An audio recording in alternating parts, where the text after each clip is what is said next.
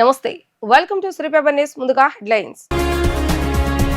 అసెంబ్లీలో వైద్య ఆరోగ్య శాఖపై జరిగిన లఘు చర్చలో పలు అంశాలను ప్రస్తావించిన సీఎం చంద్రబాబు నాయుడు. ప్రతి జిల్లాకు మెడికల్ కాలేజ్ ఏర్పాటు చేస్తామని వెల్లడి.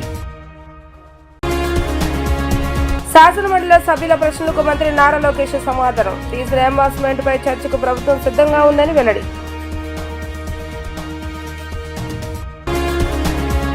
ఇంద్రకీలాద్రిపై ఘనంగా కొనసాగుతున్న దేవి శరన్నవరాత్రి ఉత్సవాలు. అన్నపూర్ణదేవిగా భక్తులకు దర్శనమిస్తున్న దుర్గమ్మ.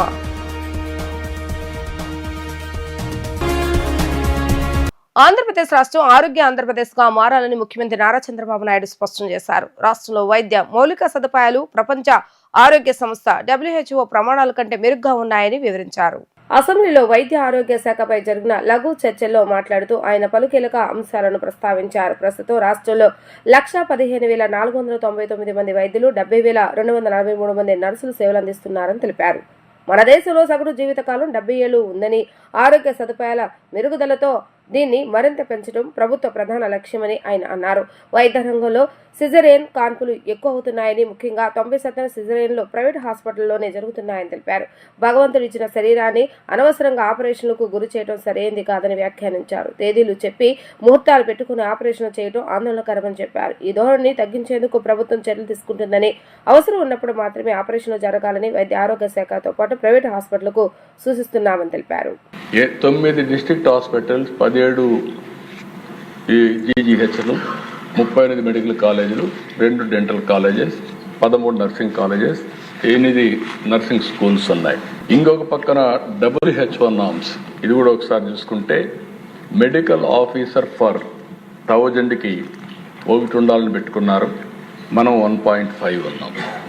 మనం వాళ్ళకంటే బెటర్, వాళ్ళ ప్రిస్క్రిప్షన్ కంటే బెటర్గా ఉన్నాం.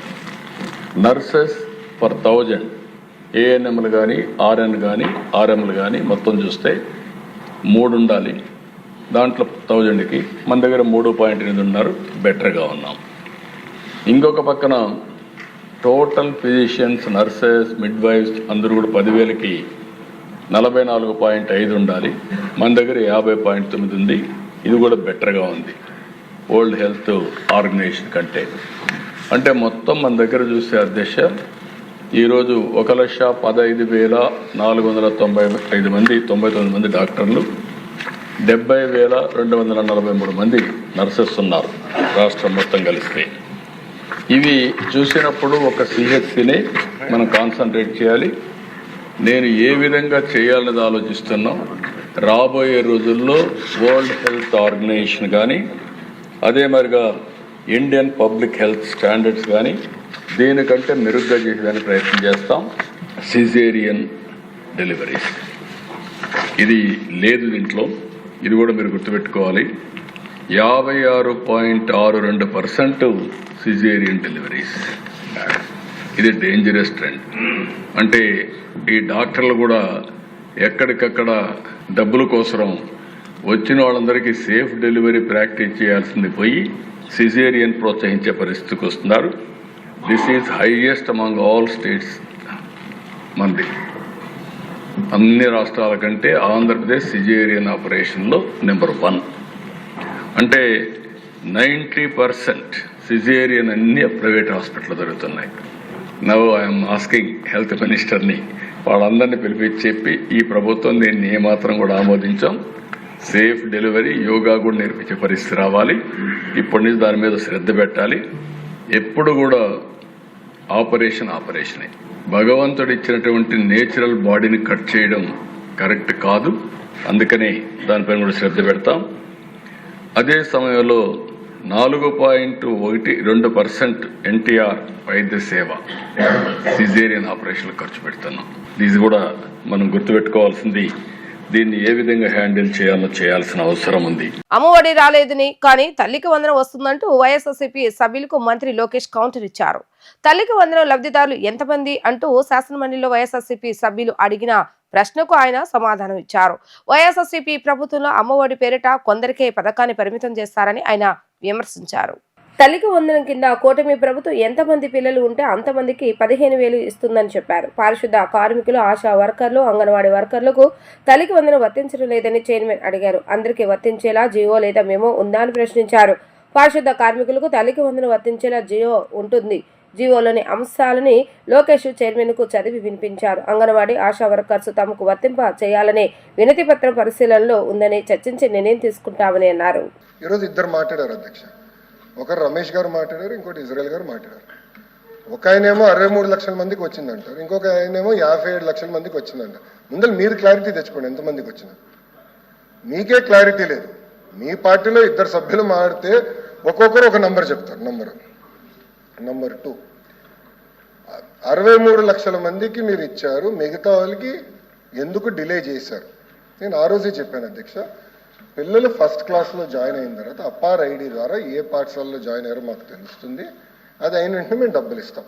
సేమ్ థింగ్ 10th క్లాస్ నుంచి 11th క్లాస్కి వెళ్ళినప్పుడు ఆ ట్రాన్సిషన్లో అక్కడ చేరిన తర్వాత మేము వెరిఫై చేసుకొని డబ్బులు ఇస్తాము అధ్యక్ష. మేము కట్టుబడి ఉన్నాం. ఎక్కడన్నా గ్యాప్స్ ఉంటే అధ్యక్ష చాలా ట్రాన్స్పరెంట్గా వాట్సాప్ ద్వారా హాయిగా వాళ్ళు మెసేజ్ పెట్టచ్చు. ఒకవేళ రాకపోతే ఏ కారణాల వల్ల వాళ్ళకి రాలేదో కూడా చెప్తా అధ్యక్ష. అక్కడ రిడ్రెసల్ మెకానిజం కూడా వాళ్ళ ఇంట్లో కూర్చుని ఎక్కడికి వెళ్ళాల్సిన అవసరం వాట్సాప్ ద్వారానే కమ్యూనికేట్ చేసుకోవచ్చు అధ్యక్ష. మన మిత్రాన్ని కూడా మేము పెట్టాం. 2, ఇజ్రాయెల్ గారు మాడుతూ 300 యూనిట్లు కరెంటు యాప్కాస్లో పనిచేసిన వారికి, అట్లా భూమి ఉన్న వారికి మీరు ఇవ్వట్లేదన్నారు. ఎవరు పెట్టారు అధ్యక్ష ఈ రూల్స్ అని? మీరే పెట్టారు. ఎవరు పెట్టారు ఈ రూల్స్? సార్ రూల్స్ పెట్టింది ఎవరు సార్? మీరే పెట్టారు. పులివెందుల ఎమ్మెల్యే జగన్మోహన్ రెడ్డి గారు పెట్టారు ఈ రూల్స్. ఆయన రూల్స్ పెట్టారు. We're following it. కాదని చెప్పండి. మీరు ఒకటి మీరు మళ్ళీ ఇప్పుడు మాట వేస్తారు సార్. ఇదే సార్ ప్రశ్న వేయించుకుని ఇరుక్కుంటా ఉంటే ఇదే అంటారు. ఇప్పుడు నేను సూటిగా వాళ్ళకి సమాధానం చెప్తున్నా. 300 యూనిట్లు పెట్టింది ఎవరు? మీరు. యాప్కోస్కి రాకుండా చేసింది ఎవరు? మీరు. భూమి ఇంత ఉంటే ఇవ్వకూడదని రూల్ పెట్టింది ఎవరు? మీరు. తిప్పి మమ్మల్ని అడుగుతారు. చాలా వింతమంది అధ్యక్ష. రూల్స్ మీరు పెడతారు, గైడ్ లైన్స్ మీరు ఫ్రేమ్ చేస్తారు. కనీసం అంత లేకపోతే ఎల్ఓపి గారు వెళ్ళండి, పాఠాలు చెప్పించుకోండి. ఎల్ఓపి గారు మంత్రిగా ఉన్నప్పుడు ఇది చాలా క్లియర్గా వచ్చింది అధ్యక్ష. 2వది అధ్యక్ష, గవర్నమెంట్ ఆఫ్ ఇండియా ఎంతమంది పిల్లలు చదువుతున్నారనే కానీ నంబర్స్ చెప్పారు అధ్యక్ష. ప్రాసెస్ ఫాలో అయ్యాం. అర్హులందరికీ మేము ఇస్తున్నాం, దాంట్లో ఎలాంటి డౌట్ లేదు. 2, కొంతమంది పిల్లలకి 9,000 పడిందని గౌరవ సభ్యులు చెప్పారు అధ్యక్ష. అక్కడ ఏంటంటే అధ్యక్ష, మన ఎస్సీ విద్యార్థులకి కేంద్ర ప్రభుత్వం కూడా డబ్బులు ఇస్తుంది అధ్యక్ష.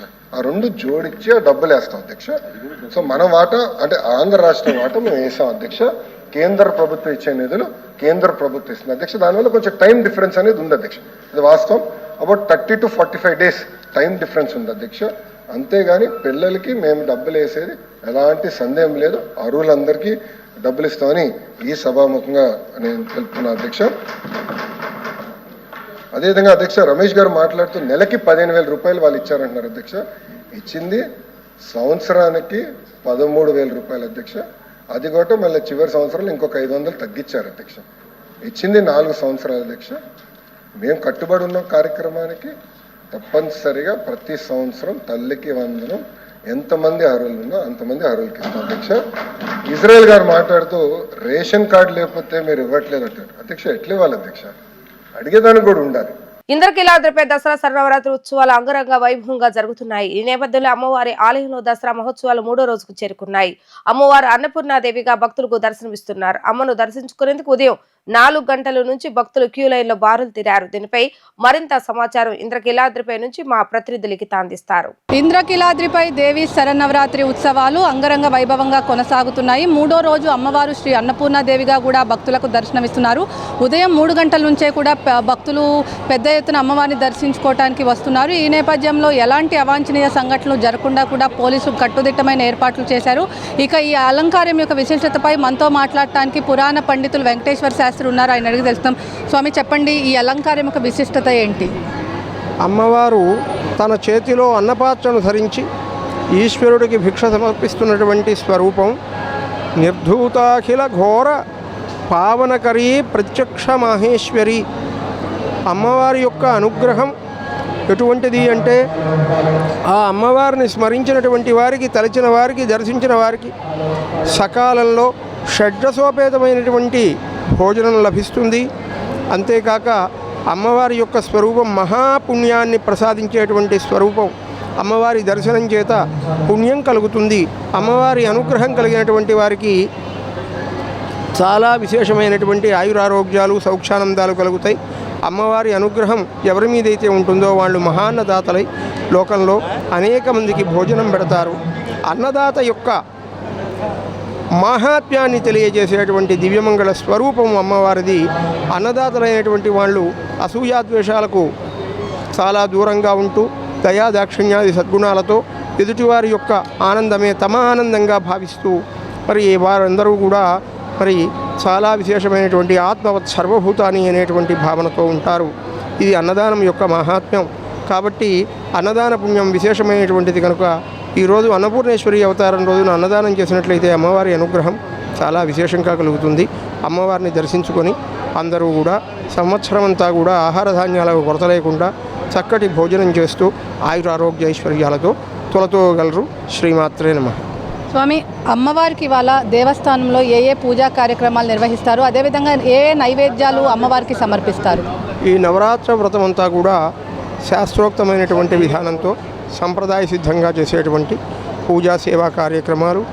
ఈ నవరాత్రులంతా కుంకుమ పూజ అమ్మవారికి చాలా ప్రధానంగా జరుగుతుంది. తరువాత శాస్త్రోక్తమైనటువంటి నైవేద్యాలన్నీ కూడా సమర్పించి అమ్మవారిని సంతోషింపజేస్తారు. శ్రీమాత్రే నమః. మొత్తం మీద చూసుకున్నట్లయితే అమ్మవారిని శ్రీ అన్నపూర్ణాదేవిగా దర్శనమిస్తున్న అమ్మవారిని దర్శించేందుకు పెద్ద ఎత్తున కూడా భక్తులు తరలి వస్తున్నారు. ఉదయం 3 నుంచి కూడా అమ్మవారిని దర్శించేందుకు పెద్ద ఎత్తున కూడా తరలి వస్తున్నారు. అన్నపూర్ణాదేవిగా అమ్మవారిని దర్శించుకుంటే కనుక అన్నదాన కార్యక్రమం కూడా నిర్వహిస్తే అమ్మవారి క్షోభ కటాక్షాలు అన్నీ ఉంటాయని చెప్పి కూడా వేద పండితులు చెప్తున్నారు. ఈ నేపథ్యంలో ఇప్పటికే వేకువజాము నుంచి కూడా పెద్ద ఎత్తున భక్తులు తరలి వస్తున్నారు. 7 to 9 మధ్యలో ఏదైతే టైమింగ్ ఉందో ఈ టైమింగ్లో పెద్ద ఎత్తున వీవీఐపీల తాకిడి కూడా ఎక్కువగా ఉన్న నేపథ్యంలో ఎలాంటి అవాంఛనీయ సంఘటనలు జరగకుండా పోలీస్ అదేవిధంగా రెవెన్యూ సిబ్బంది అన్ని ఏర్పాట్లు కూడా చేస్తున్న పరిస్థితి ఇక్కడ కనిపిస్తుంది. ఇక్కడున్న పరిస్థితి వీడియో జర్నలిస్ట్ శ్యామ్తో లిఖిత, వీడియో న్యూస్, ఇంద్రకీలాద్రి నుంచి. అమ్మవారికి ప్రతిరోజు 7 పర్యాయాలు నివేదనలు చేయాల్సి ఉన్నందున ఆయా సమయాల్లో 15 నిమిషాల పాటు దర్శనాన్ని నిలిపివేస్తామని దుర్గగుడి కార్యనిర్వహణ అధికారి శ్రీనానాయక్ తెలిపారు. అమ్మవారి దర్శనానికి వచ్చే భక్తులకు ఎటువంటి ఇబ్బందులు కలగకుండా అన్ని రకాల ఏర్పాట్లు చేస్తామని ఆయన వివరించారు. ఈ సందర్భంగా ఈవో శ్రీనానాయక్ మాట్లాడుతూ తెల్లవారుజామున 3 గంటలకు బాలభోగ నివేదన, ఉదయం 6 గంటలకు చిత్రాన్నం నివేదన, ఉదయం 8:30 గోడను నివేదన, 10:30 రాజభోగ నివేదన, మధ్యాహ్నం 12 గంటలకు పంచభోగ నివేదన, సాయంత్రం 4 గంటలకు విశేష భోగ నివేదన, సాయంత్రం 6:30 నుంచి 7:30 వరకు మహా నివేదన ఉంటాయని, అందువల్ల ఆయా సమయాల్లో దర్శనాలు 15 గంట పాటు నిలిపివేస్తామని భక్తులు ఈ విషయాన్ని గమనించి సహకరించాలని విజ్ఞప్తి చేశారు. దసరా మహోత్సవాలు వైభవంగా కొనసాగుతున్నాయని అన్నారు. 19,629 మందికి అన్నం ప్రసాదం అందించామని అన్నారు. దసరా ఉత్సవాల్లో 2వ రోజు సాయంత్రం సమయానికి పలు రకాల సేవలు, దర్శన టికెట్ల రూపేణా 25,48,725 రూపాయలు ఆదాయం వచ్చిందన్నారు. 300 రూపాయల టికెట్లు 2,998 విక్రయించగా 8,99,400 రూపాయలు వచ్చాయని, 100 రూపాయల టికెట్లు 3,162 విక్రయించగా 3,16,200 రూపాయలు వచ్చాయని, 15 రూపాయల లడ్డూలు 12,462 విక్రయించగా 1,86,930 రూపాయలు, 100 రూపాయల లడ్డూ బాక్సులు 9,667 విక్రయించగా 9,66,700 రూపాయల ఆదాయం వచ్చిందన్నారు. ఇది కాకుండా పరోక్షంగా జరిగిన ప్రత్యేక కుంకుమార్చన ద్వారా 99,000 రూపాయలు, అదేవిధంగా పరోక్ష ప్రత్యేక శ్రీచక్రవార్చన ద్వారా 9,000 రూపాయలు, ప్రత్యేక ఖడ్గమాలార్చన ద్వారా 20,464 రూపాయలు, ఫోటో అండ్ క్యాలెండర్ విక్రయం ద్వారా 5,585 రూపాయలు, కేశకాండన ద్వారా 36,480, ఇతరత్ర ద్వారా 8,966 రూపాయల ఆదాయం వచ్చిందని అన్నారు. శ్రీ దుర్గా మల్లేశ్వర స్వామి దేవస్థానం నందు కనకదుర్గ అమ్మవారు గాయత్రి దేవ అలంకరణతో ఉదయం నుంచి కూడా భక్తులందరికీ దర్శనమిస్తున్నారు. ముఖ్యంగా మనకు ఈరోజు పిలిగ్రిమ్స్ కౌంట్ తీసుకుంటే ఉదయం నుంచి 5 గంటల వరకు కూడా 60,641 మంది అమ్మవారి దర్శనం ఈరోజు చేసుకోవడం జరిగింది. అదేవిధంగా అన్నప్రసాదం స్వీకరణ 19,629 మంది అన్నప్రసాద వితరణ అనేది జరిగింది. కళ్యాణకట్ట సంబంధించి 877 మంది ఈరోజు కౌన్సిలింగ్లో పాల్గొనడం జరిగింది. అదేవిధంగా చిన్నపిల్లలు మిస్ అవ్వకుండా చైల్డ్ ట్యాగ్ వేయడం జరిగింది. దాదాపు 3,695 మంది పిల్లలకు చిన్నపిల్లల ట్యాగ్స్ అనేది మనము ఇవ్వడం జరిగింది. టోటల్గా మనకు ఈ లడ్డూలకు సంబంధించి 15 రూపాయల లడ్డు, తర్వాత 6 లడ్డులు ఒక ప్యాక్ కింద వచ్చే లడ్డులు అన్నింటినీ కలిపి 70,464 రూపాయలు ఈరోజు కేవలం లడ్డు మీద మనకు ఆ యొక్క లడ్డు సేల్స్ అనేది జరగడం జరిగింది. ఇది ఈరోజు మనకు 5 గంటల వరకు వచ్చిన స్టాటిస్టిక్స్ అండి. అదేవిధంగా చాలామంది భక్తులు ఏమనుకుంటున్నారంటే మనము ఈ యొక్క అమ్మవారికి సంబంధించి నివేదన సమయాలలో ఆపుతున్నాం. వాస్తవంగా ఉదయం తెల్లవారుజామున 3 గంటలకు బాలభోగం అనేది యొక్క నివేదన ఉంటుంది. ఉదయం 6 గంటలకు చిత్రాన్నం నివేదన ఉంటుంది. ఉదయం 8:30 గంటలకు గూడాన్నం నివేదన ఉంటుంది. అదే ఉదయం 10:30 గంటలకు రాజభోగ నివేదన, మధ్యాహ్నం 12 గంటలకు పంచభోగ నివేదన, సాయంకాలం 4 గంటలకు విశేష భోగ నివేదన అని చెప్పేసి ప్రతిరోజు ఈచ్ నివేదనకు 15 నిమిషాలు టైం తీసుకుంటుంది. ఇది ప్రతిరోజు కూడా పేపర్లో కూడా వస్తూ ఉంది, మైకులో కూడా అనౌన్స్ చేస్తున్నాము. బట్ మనం ప్రతిసారి కూడా ఈ నివేదనకు ఆపినప్పుడు మాత్రమే కొద్దిగా భక్తుల రద్దీ క్యూలలో కొద్దిగా ఎక్కువైపోతున్నారు. అంతేగాని మేజర్గా ఏ ఒక్క క్యూ లైన్ కూడా నిలపకుండా వచ్చిన భక్తులు వచ్చినట్టు ఎంత తొందరగా అయితే దర్శనం చేసుకుని వెళ్తున్నారో అంత తొందరగా చేసుకుంటున్నారు. ఇది మీ ద్వారా ఇది భక్తులందరికీ తెలియాల్సిన అవసరం ఉందని చెప్పేసి తెలియజేయడం జరుగుతుందండి. నరేంద్ర మోడీ ప్రభుత్వం 2025 దసరా దీపావళి పండుగ జీఎస్టీ రూపంలో ముందే తెచ్చారని మెదక్ ఎంపీ రఘునందన్ తెలిపారు. కొంతమంది తెలివి లేని వాళ్ళు ఇష్టం వచ్చినట్లుగా జీఎస్టీ గురించి మాట్లాడుతున్నారని ఆయన విమర్శించారు. ఇంద్రకీలాద్రిపై దసరా శరన్నవరాత్రి ఉత్సవాలు అంగరంగ వైభవంగా జరుగుతున్నాయి. ఇంద్రకీలాద్రి అమ్మవారిని మెదక్ ఎంపీ రఘునందన్ దర్శించుకున్నారు. ఈ సందర్భంగా ఆయన మాట్లాడుతూ నరేంద్ర మోడీ ప్రభుత్వం 2025 దసరా దీపావళి పండుగ జీఎస్టీ రూపంలో ముందే తెచ్చారని తెలిపారు. కొంతమంది తెలివి లేని వాళ్ళు ఇష్టం వచ్చినట్లుగా జీఎస్టీ గురించి మాట్లాడుతున్నారని, వాళ్ళందరికీ మంచి బుద్ధి ప్రసాదించాలని అమ్మవారిని కోరినట్లుగా చెప్పారు. జీఎస్టీ రూపంలో గతంలో ప్రజలపై విపరీతమైన భారాలు వేసిన ఘనత కాంగ్రెస్ పార్టీది అని ఆయన ఆరోపించారు. దేశ ప్రజల కోసం పనిచేస్తున్న నరేంద్ర మోడీకి నిండు 100 ఏళ్లు ఆయుష్ ఇవ్వాలని అమ్మవారికి పూజలు చేసినట్లుగా చెప్పారు. 4 స్లాబ్లుగా ఉండే జీఎస్టీని 2 స్లాబ్లుగా చేసిన ఘనత నరేంద్ర మోడీకి దక్కుతుందన్నారు. ఆలయంలో దర్శన ఏర్పాట్లు చాలా బాగున్నాయని, ఏర్పాట్లు బాగా చేసిన కలెక్టర్ ఆలయ సిబ్బందికి ఆయన అభినందన తెలిపారు. శరన్నవరాత్రుల సందర్భంగా భారత ప్రభుత్వం నరేంద్ర మోడీ గారి నాయకత్వంలో ఈ దేశ ప్రజలందరికీ 2025 ఇయర్లో రెండవసారి దీపావళి పండుగను ముందుగానే జరుపుకునేటువంటి అవకాశాన్ని ఇచ్చింది. కొంతమంది మూర్ఖులకి జీఎస్టీ ఎవరు తెచ్చారు, ఎవరు పెంచారు, జీఎస్టీ అంటే ఏందో అర్థం కానివాడు కూడా సోషల్ మీడియాలకు వచ్చి 10 ఏళ్ళు జీఎస్టీ పెంచింది భారతీయ జనతా పార్టీ ప్రభుత్వం అని మాట్లాడుతోంది. అట్లాంటి తెలియలేనటువంటి పెద్దలకి ఆ అమ్మవారు మంచి బుద్ధిని ప్రసాదించాలని కనకదుర్గమ్మ తల్లిని ప్రార్థిస్తా ఉన్నా. జీఎస్టీ మా కళ, మా సోనియమ్మ మానస కళ అని చెప్తా ఉంటారు కొంతమంది. 18 సంవత్సరాలు జీఎస్టీని పక్కన పెడితే 10 సంవత్సరాలు అధికారంలో ఉండి వాళ్ళు తెలియకపోతే తొలి నరక నేర్చినటువంటి చిన్నపిల్లాడు ఎట్లయితే ఇబ్బందులు పడతాడో అట్లా అనేక అవస్థల్ని ఎదుర్కొన్న తర్వాత ఈ దేశ ప్రధాని నరేంద్ర మోడీ గారు 2017వ సంవత్సరంలో ఈ దేశ ప్రజలకు తీసుకొచ్చినటువంటి ఏకపన్ను విధానమే జీఎస్టీ. నరక నేర్చిన సందర్భం లోపల పిల్లాడు ఎట్లయితే తడబడతాడో దేశ పార్లమెంట్లో ఉన్నటువంటి అన్ని పార్టీలను ఒప్పించి ఏకపన్ను విధానాన్ని దేశంలో తీసుకురావడానికి భారతీయ జనతా పార్టీ నరేంద్ర మోడీ గారి ప్రభుత్వం విశిష్టంగా కృషి చేసి అన్ని పార్టీలను ఒప్పించి జీఎస్టీ బిల్లును పాస్ చేయడం జరిగింది. భారతీయ జనతా పార్టీ నరేంద్ర మోడీ గారి నాయకత్వంలో జీఎస్టీ బిల్లు పాస్ చేసే కంటే ముందు ఛాయ్ మీద, కాఫీ మీద వేసేటువంటి పన్ను 24 నుంచి 28% ఉండేది. నేడు ఆ పన్ను 5%కి తగ్గించినటువంటి ఘనత నరేంద్ర మోడీ గారిది. అందుకని ఏ పని చేసినా విమర్శించాలి అనేటువంటి ఒక మూర్ఖ భావం నుంచి బయటికి రావాలని మిత్రులందరూ కూడా నేను ఈ సందర్భంగా అయిపోగలకదలుచుకున్నాను. ఈ శరన్నవరాత్రి ఉత్సవాల సందర్భంగా ఏ గ్రామానికి అయినా పేద ప్రజలు నరేంద్ర మోడీ గారిని తమ కుటుంబ సభ్యునిగా తమకు ఖర్చుని తగ్గించి పేద ప్రజలకి అండగా ఆశీస్సులు ఇస్తా ఉన్నాడని చెప్పి 140 కోట్ల ప్రజలు నరేంద్ర మోడీ గారిని తమ కుటుంబ సభ్యునిగా భావిస్తూ ఉంటే వారు తీసుకొస్తున్నటువంటి రిఫార్మ్స్, వారు చేస్తున్నటువంటి ప్రజలు ఆ తల్లి ఆశీస్సులతో వారికి నిండు నూరేళ్ళు ఇవ్వాలని చెప్పి నేను ఈ సందర్భంగా కనకదుర్గమ్మ తల్లిని వేడుకుంటా ఉన్నాను. ఇంద్రకీలాద్రిపై దేవి శరన్నవరాత్రి ఉత్సవాలు అంగరంగ వైభవంగా జరుగుతున్నాయి. గాయత్రి దేవిగా దర్శనమిస్తున్న అమ్మవారిని విజయనగరం ఎంపీ కల్సెట్టి అప్పలనాయుడు దర్శించుకున్నారు. రాష్ట్రం సుభిక్షంగా ఉండాలని కోరుకున్నారని తెలిపారు. ఏర్పాట్లు చాలా బాగున్నాయి అంటున్న ఎంపీ కల్సెట్టి అప్పలనాయుడుతో మా ప్రతినిధి లిఖిత ఫేస్ టు ఫేస్. ఇంద్రకీలాద్రిపై దేవి శరన్నవరాత్రి ఉత్సవాలు అంగరంగ వైభవంగా జరుగుతాయి. రెండో రోజు అమ్మవారు శ్రీ గాయత్రీ దేవిగా భక్తులకు దర్శనమిస్తున్నారు. గాయత్రీ దేవిగా ఉన్న అమ్మవారిని కలిసెట్టి అప్పలనాయుడు కూడా దర్శించుకున్నారు. ప్రస్తుతం ఆయన మనతో ఉన్నారు. సార్ చెప్పండి, ఏర్పాట్లు ఎలా ఉన్నాయి ఏంటి? ఏర్పాట్లు బాగున్నాయమ్మా. సామాన్య భక్తులు కూడా చాలా హ్యాపీగా ఉన్నారు.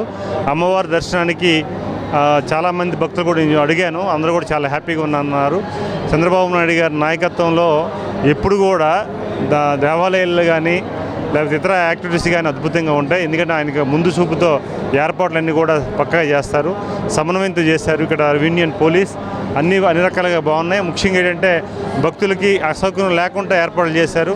అయితే వీఐపీ దర్శనంకి వచ్చేటప్పుడు మాత్రం ఖచ్చితంగా వీఐపీ సంబంధించి ఎవరైతే ఉన్నారో వాళ్ళకి సంబంధించి మనం అందరం కూడా సలహా, నేను ఏంటంటే ఒక సజెషన్ ఇస్తున్నాను. భక్తులు ఎక్కువ సమయంలో ఉండేటప్పుడు కాకుండా మనకి ఏదైతే వాళ్ళకి అధికారులతో మాట్లాడి సకాలంలో వచ్చి దర్శనం చేసుకుని వెళ్ళిపోతే బెటర్ అనేది నా ఆలోచన అన్నమాట. సార్, అమ్మవారిని ఏం కోరుకున్నారు ఏంటి? రాష్ట్ర అంటే మీరు ఢిల్లీలో కూడా సైకిల్ తొక్కుతారు, ఇప్పుడు ఎలా వచ్చారు సార్? అంటే కార్లో వచ్చారా, సైకిల్లో వచ్చారా, నడుచుకుంటూ వచ్చారు? అలాగే వచ్చాం, దర్శనం చేసుకున్నాం. అమ్మవారి ఆశీర్వాదం కావాలి. ముఖ్యంగా రాష్ట్ర ప్రజానీకం ఈరోజు అందరూ కూడా బాగుండాలి. గౌరవ ముఖ్యమంత్రి చంద్రబాబు నాయుడు గారు చేస్తున్న ప్రయత్నం ఒక యజ్ఞం. ఇది యజ్ఞానికి అమ్మవారి ఆశీస్సులు కూడా కావాలి. అమ్మవారి ఆశీస్సులు కూడా ఉన్నాయని మనస్ఫూర్తిగా నేను తెలియజేసుకున్నాను. సార్, ఇటు దసరా ఉత్సవాలతో పాటు విజయవాడ ఉత్సవం కూడా నిర్వహిస్తున్నారు. రేపు ఉపరాష్ట్రపతి కూడా రాబోతున్నారు. ఎలా ఫీల్ అవుతారా ఏంటి? చాలా మంచిది పరిణామం. ఎందుకంటే ఈరోజు మనం అందరం కూడా ఈరోజు ఉపరాష్ట్రపతి గారు వారు తొలిసారికి ప్రమాణ స్వీకారం చేసిన తర్వాత ఆంధ్రప్రదేశ్ అమ్మవారు దర్శనంతో పాటు ఉత్సవాలకు వస్తున్నారు. ఇది మంచి పరిణామం. ఎన్డీఏ కూటమి అభ్యర్థి మంచిగా మెజార్టీతో గెలవడం, చంద్రబాబు నాయుడు గారు సపోర్ట్ చేయడం, ఇది మంచి పరిణామం. సో వారిని రేపు మేము స్వాగతిస్తున్నాం ఈ విషయంలో. Thank you. మొత్తం మీద చూసుకున్నట్లయితే ఇంద్రకీలాద్రిపై దేవి శరన్నవరాత్రి ఉత్సవాల్లో అమ్మవారిని దర్శించుకోవటం చాలా ఆనందంగా ఉందని చెప్పి, అదేవిధంగా ఎన్డీఏ అభ్యర్థి కూటమి ప్రభుత్వం ఎవరైతే ఉన్నారో రామకృష్ణాన్ని కూడా ఆంధ్రప్రదేశ్లో స్వాగతించడం కూడా చాలా ఆనందంగా ఉంది. క్యూ లైన్లో భక్తులు ఎవరైతే ఉన్నారో క్యూ లైన్లో ఉన్న భక్తులందరూ కూడా ఎక్కువసేపు ఉన్న నేపథ్యంలో వాళ్ళకి ఎలాంటి ఇబ్బందులు లేకుండా అధికారులు అన్ని ఏర్పాట్లు కూడా చేశారని చెప్పి, ఏర్పాట్లన్నీ కూడా చాలా అద్భుతంగా ఉన్నాయని చెప్పి కూడా ఇక్కడ ఎంపీ కలిసెట్టి అప్పలనాయుడు చెప్తున్నారు. ఇది ఇక్కడ ఉన్న పరిస్థితి. వీడియో జర్నలిస్ట్ శ్యామ్తో లిఖిత, డిజిటల్ న్యూస్, విజయవాడ.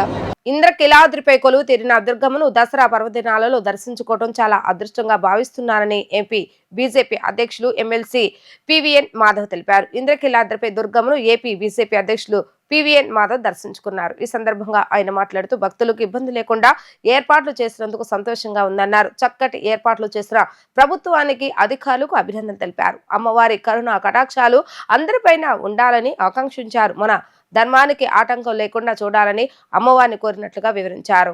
శ్రీ దుర్గా మల్లేశ్వరి అమ్మవారి దేవస్థానానికి అలాగే దసరా సందర్భంగా అమ్మవారి దర్శనం, ఇవాళ గాయత్రీ దేవిగా అలంకరించిన అమ్మవారిని దర్శించుకోవటం చాలా అద్భుతంగా అనిపించింది.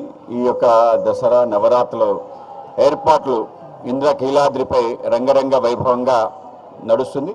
అలాగే భక్తులందరికీ కూడా ఎక్కడ అసౌకర్యం లేకుండా ఉండే ప్రయత్నం కూడా ఇవాళ ఉత్సవ కమిటీ అలాగే స్థానిక శాసనసభ్యులు అందరూ కూడా ఆ విధంగా చేయటం నిజంగానే ఈసారి భక్తులు ఎవ్వరు కూడా ఎటువంటి ఇబ్బంది లేకుండా చేసిన తీరుకి అధికారులకి అలాగే ప్రజాప్రతినిధులకి అలాగే మన ఉత్సవ కమిటీకి కూడా అభినందనలు తెలియజేస్తున్నాను.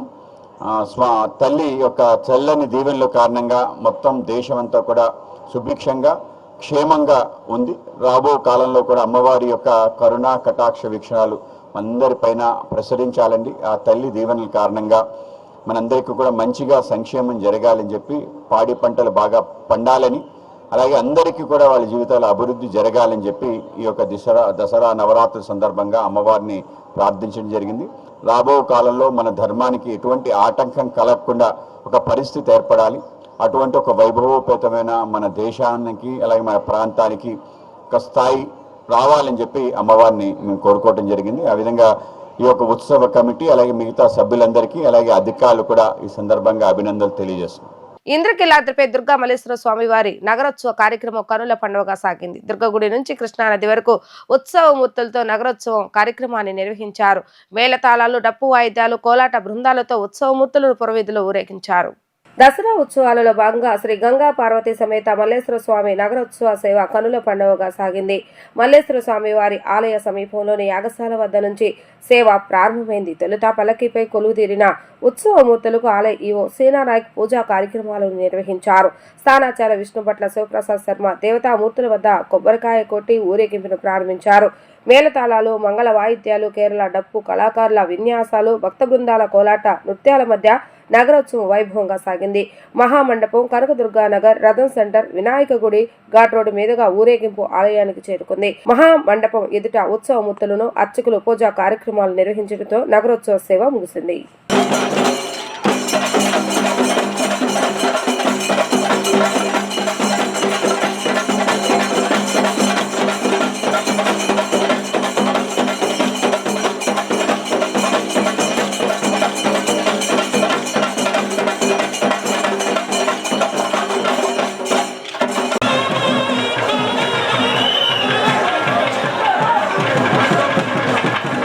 వార్తలు ముగించే ముందు హెడ్లైన్స్ మరొకసారి. అసెంబ్లీలో వైద్య ఆరోగ్య శాఖపై జరిగిన లఘు చర్చలో పలు అంశాలను ప్రస్తావించిన సీఎం చంద్రబాబు నాయుడు. ప్రతి జిల్లాకు మెడికల్ కాలేజ్ ఏర్పాటు చేస్తామని వెల్లడి. శాసనమండలిలో సభ్యుల ప్రశ్నలకు మంత్రి నారా లోకేష్ సమాధానం. ఫీజు రియంబర్స్మెంట్ పై చర్చకు ప్రభుత్వం సిద్ధంగా ఉందని వెల్లడి.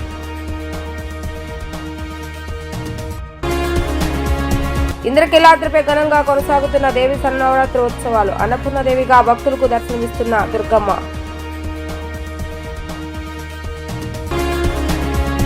ఇవి ఈ రోజు వార్తా విశేషాలు. మరలా తిరిగి ప్రసారమయ్యే వార్తలు మళ్ళీ కలుద్దాం. అంతవరకు సెలవు. నమస్కారం.